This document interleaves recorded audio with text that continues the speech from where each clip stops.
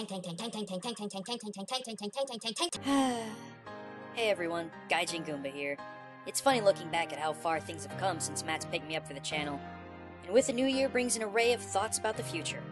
But on this time of reflection, one important thing hasn't changed. My love for tanks, baby! Boom! No joke, ever since I was a kid, I was in love with these rolling monsters of destruction. From the devastating mammoth tanks of Command & Conquer, to the cartoony, over-the-top mayhem of Metal Slug, to the heart-pumping arcade experience of Tank Tank Tank. I can't recall a time in my life where tanks didn't fascinate me. The power, the speed, the rush, I loved it. You felt invincible, an unstoppable machine of treads and gunpowder. Nowadays, we have games like Battlefield and Call of Duty that claim to provide the player with a military experience. But let's be honest here, just how real is it? When we're rolling around in a Scorpion-class battle tank in Halo, just how real of a tank experience are we getting? Lucky for me, I was going to get a once-in-a-lifetime chance to answer that question. Gaijin Entertainment, creators of the World War II airplane and tank simulation game War Thunder, invited myself, fellow theorists Matt, Pat, and Drake, as well as other YouTubers like Angry Joe and Alex from the Decks, to the Museum of the American GI. There, we were given the opportunity to drive around in and fire real World War II tanks, while they recorded sounds and visuals for their now-released expansion featuring these American tanks called Steel Generals. Now, I played around with War Thunder before going to this event, and let me tell you, it's hard. Think you're all that with your 360 no-scope trick shot? You'll be lucky to turn your turret 180 degrees before a piercing round blows your entire ammo cache. Movement, aiming, coordination, all of it felt hindered and clunky, and half the time, it only takes one good shot to put you out for good. Everything that tanks in video games taught me, the indestructible feeling, the domination of the battlefield, you will find none of that here. With this in mind, I was exceptionally curious to discover just how accurate this game, and tanks in general in gaming, were to the real thing. I had the pleasure of riding the machine gunner's seat on an M24 Chaffee light tank while Alex and Drake manned the cannon. And to be completely honest, I was already noticing how hard tank life can be just by getting inside the dang thing.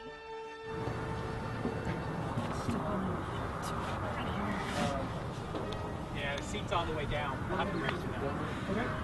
Okay. Easy now. Okay. It's hard to see what I'm stepping on. I don't want to step on something sensitive. I swear I've dropped that radio 4 times already. Go ahead and come in behind me. Okay.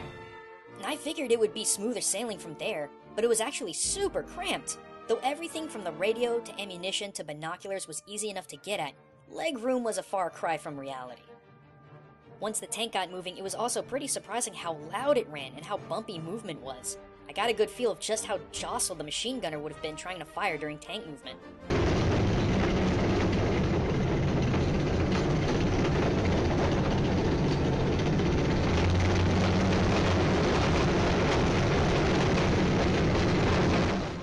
Not to mention, I was in the front row seat of the 75mm cannon. To sum up the entire experience though, I think these two clips put it best. Front row seat of that sucker right there. It was sharp. Yeah. Like, I expected it to be kind of boom, but it's like, bah! So, Mike, yeah. that was a lot of fun to do, but I'd love to get your... I know, that's why I was like, I want the front row seat of this fun. Oh, yeah. Okay, y'all, get out without busting your ass. Oh, here's the challenge. So how was that experience for you? That was amazing. I am so glad this was a thing. You know, it's interesting too. I've actually, you know, I've played War Thunder in the tanks a whole lot, and I was like, wow, this is really clunky, and you have to be really careful what you're doing. And yeah, you really do in real life. It's really interesting because I had the chassis of the gun right there, and I was trying to move it around a little bit while driving. I'm like, oh, this. So the whole thing is just, it was just crazy good, crazy good. I understand why the realism's so important, and even if it may be frustrating for like regular gamers, they're like, oh, this thing's so clunky, I have to. Yeah, you gotta do it for the realism, and this is as real as it gets. That was freaking awesome. Yeah. Oh my god. Oh my god, that's awesome. Did you like, were you like kind of afraid?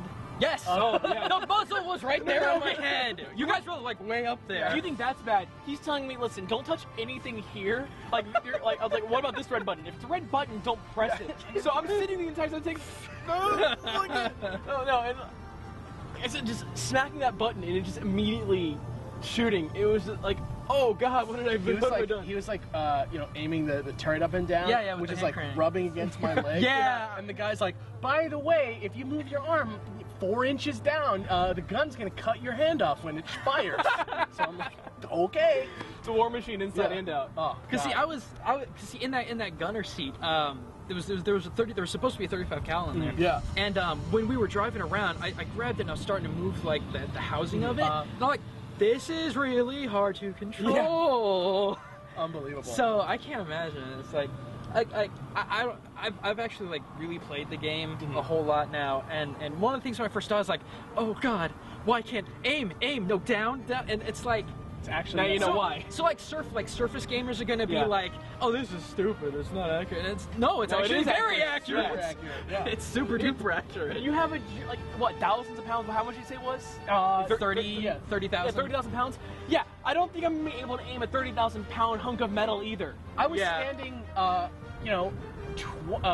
25 meters away from the damn thing, trying to get a shot of the gun shooting, and I can't even stand still while the gun is going off.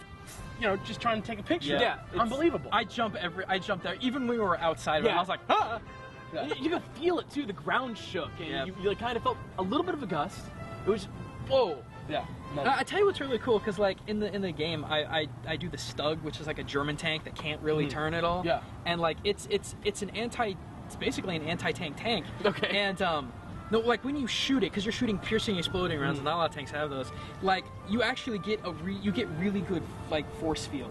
Like the problem, like you guys know I really like tank. Yeah. But the big problem that has, it's got no rumble. It's got no good feels feedback. like you're driving a go-kart with a gun on. Yeah, Exactly. but you don't even feel the gun. But like when it comes to driving tanks around War Thunder, like you really get a good feeling. Yeah. So. In my final conclusion, I discovered that player handling of tanks in video games is an all-expenses-paid trip to Disneyland compared to how they actually are.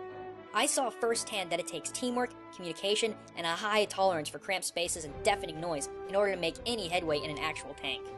And if I'm being completely honest, I think War Thunder deserves to call itself a true World War II tank simulation game.